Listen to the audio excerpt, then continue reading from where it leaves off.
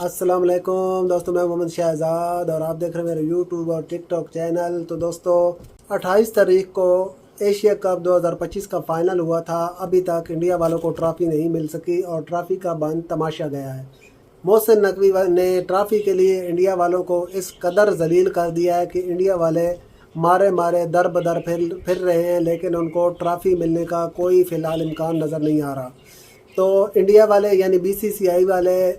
ICC کے پاس بھی گئے ہیں کہ ہمیں ایشیا کپ کی ٹرافی لے کر دی جائے، اور اس کے علاوہ ACC کے پاس بھی گئے ہیں کہ ہمیں ایشیا کپ کی ٹرافی لے دی جائے، مگر محسن نقوی اپنے موقف پر ڈٹ گئے ہیں اور انہوں نے کہا ہے کہ اب اگر آپ کو ٹرافی چاہیے تو وہ محسن نقوی کے ہاتھ سے ملے گی، ورنہ نہیں ملے گی۔ تو 4 دن گزر جانے کے باوجود انڈیا والوں کو فی الحال ٹرافی نہیں ملی ہے۔ حال ہی میں یعنی کل ACC کا ایک اجلاس بھی ہوا ہے، یعنی ایشین کرکٹ کونسل کا، جس میں محسن نقوی بھی تھے اور BCCI کے صدر جے شاہ بھی تھے۔ تو جے شاہ اور محسن نقوی کے درمیان ادھر بحث مباحثہ ہوا ہے، جس کے بعد دونوں کے درمیان یہ معاملات جو ہے نا وہ طے نہیں ہو پائے، جس کے بعد BCCI والے اجلاس سے واک آؤٹ کر کے چلے گئے، اور اس طرح